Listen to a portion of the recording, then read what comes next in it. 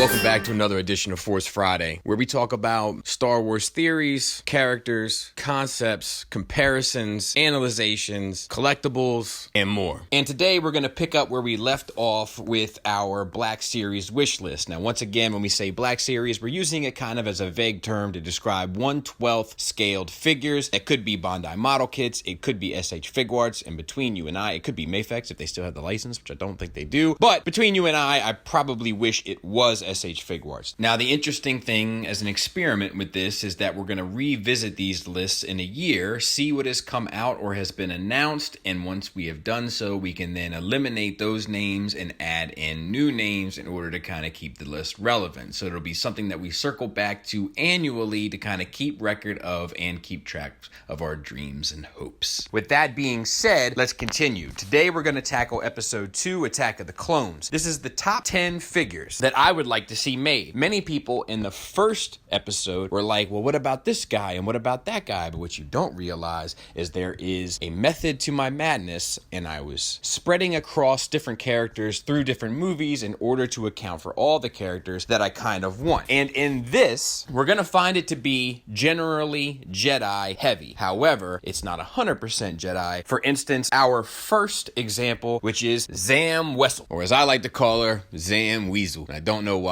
I think you could give her a cool swap out head feature so that you could have the more lizard looking Changeling. That's another thing. That name doesn't work for me. Changeling, whatever they called it. I just call it a shapeshifter and be done with it, you know? But it is a cool character. I would like to put her with Jango and kind of have them together as a team. I wish they would have had more team interaction. I kind of like the idea of those two together. I think they look cool together, which I don't feel like is something that we often speak about, how the way a team presents itself does help in the ultimate look of how those characters will be represented in a 3D form on your shelf. I think you could give her a sniper rifle. You could give her the little droid thing. Like, there's a lot that you could do with her accessory wise, soft goods wise, with the integration of your regular plastics. Like, I just think there's a lot to do here. I think it's an obvious choice. Speaking of obvious choices, we have to get to number 9. And number 9 is Ki-Adi-Mundi, which I'm pretty sure is played by Dan Aykroyd, but I could be wrong about that. Either way, I recognize some sort of likeness. It also looks like his head has a giant hemorrhoid sticking up out of the top of it. But that's neither here nor there. But he's a member of the Jedi Council. He's one of the few Jedis that actually has speaking roles in these films, much to my dismay, because I like a lot of these characters. I like how they were kind of expounded upon within the Clone Wars, and I would have liked to have seen more interaction with them in our main cast. That being said, this guy does have some lines, including the famous one, "What of the droid attack on the Wookiees?" Can't play that out if I don't have him, so let's add him to the list. Numero 8, Chancellor Palpatine. A lot of people have been saying, what about Palpatine? I definitely want a Palpatine, but if I had to choose one, it would be the Chancellor, not so much the Senator. And I like the way that he's represented in Attack of the Clones. This is going to be one of those figures that won't be able to do much due to all of the robes and so on and so forth, but as long as they get the sculpt right, I think it will flesh out your shelf. And being as though I just did a Palpatine's office diorama, I feel like I kind of need him in there. But I'll be honest with you, I do debate with myself back and forth as to whether or not I would prefer an episode 2 Palpatine or an episode 3 Palpatine, because in episode 3, he is the Senate. Number 7, All Good Girls Go to Heaven. What is that from? It's from a movie. Just popped in my head and I can't place it at the moment. I'll try to think about it. My number 7 is the female sand person, whereas I believe we're supposed to say in our modern times, native Tatooiners.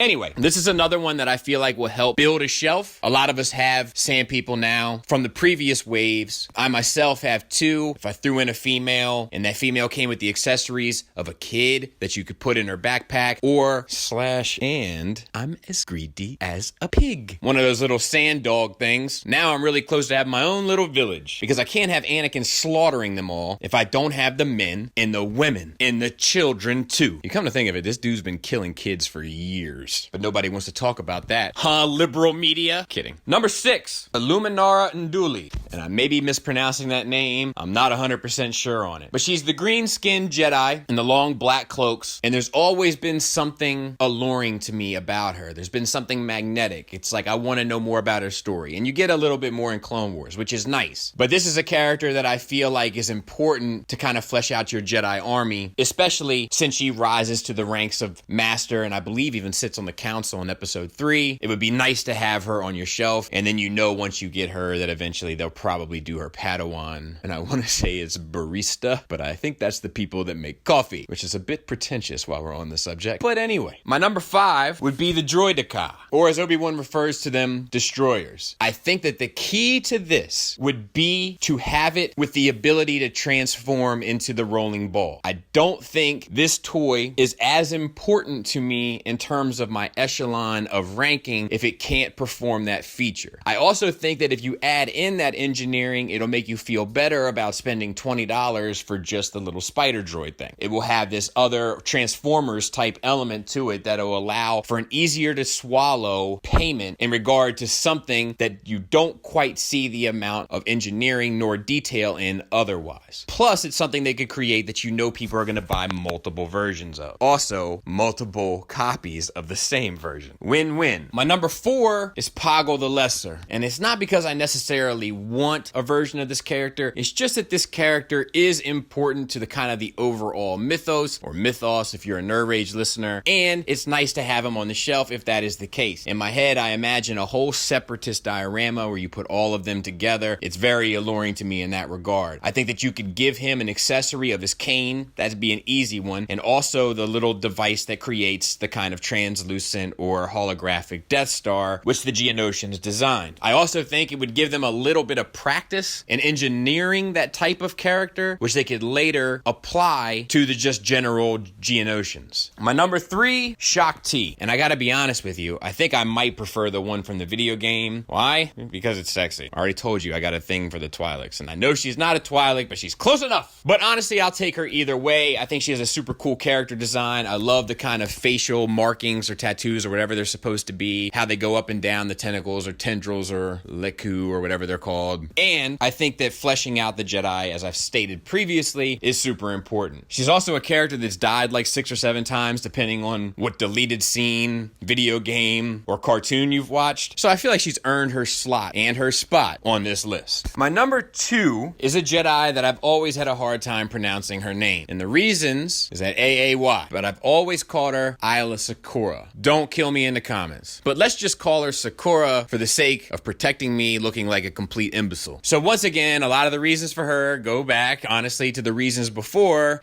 and to the reasons after when we get to our number 1. But this is another character that I feel like carried a certain amount of mystique about her. She had a swagger. Now you see a bit of that more so in episode 3 when she's walking through the jungles of Felucia, but she had an attitude about her. She's a character that I wish I knew a lot more about, and I wish it was on screen properly. She seems very able. She'll help flesh out your Jedi shelf. She's a character that has a strong fan base, and I think the only time they've actually tackled her is in the Unleashed representation. That was cool as well. But I think she has a dynamic look, and a look that's far different from the rest of the Jedi, that she'll help break up a lot of those kind of just robes and cloaks and long dresses. It'll give sort of a visual break to that sort of aesthetic, and that I think is actually the most important element of having a character like her on your shelf or with your fellow Jedi. Now, my number 1, numero uno, Padme Amidala. Now I know what you're thinking. Which Padme Amidala? She wears a handful of outfits in this film. Is it her in disguise? Is it her getting married? Is it her in a blue dress that isn't really practical for super sandy conditions? No, it's her in that black dress. Why? Because I'm a man. But also, more importantly, it's different, plus sexy, plus elegant. And to be fair, I think it's the scene with her and Anakin that has the most sexual tension, which obviously becomes important for the overall story. Now, am I trying to cover up my more primal feelings with a more thematic idea? Maybe, probably, but it works. So let's roll with it. Something about a woman in black. My dad used to say, I don't know why a woman would wear any other color when she could always wear black. And I have to say, I 100% completely agree with him. But truth be told, I'll really take Padme in any way, shape, or form they're willing to give her to me, because they haven't given us a whole lot in regards to that character, and that character is super important not only to the saga, but especially to that trilogy. I'm really hoping that as Disney backs off of releasing films annually, that Hasbro will be able to play a bit of catch up and start releasing more figures from the older films to help populate the collection. Time will only tell, I suppose, but in spite of what many say about me, I tend to be an actual optimist, or at the very least, a realist. And I think that this break in media will provide an option for more releases of characters from yesteryear. With that that being said, thanks for listening. Thanks for watching. Until next time, take care.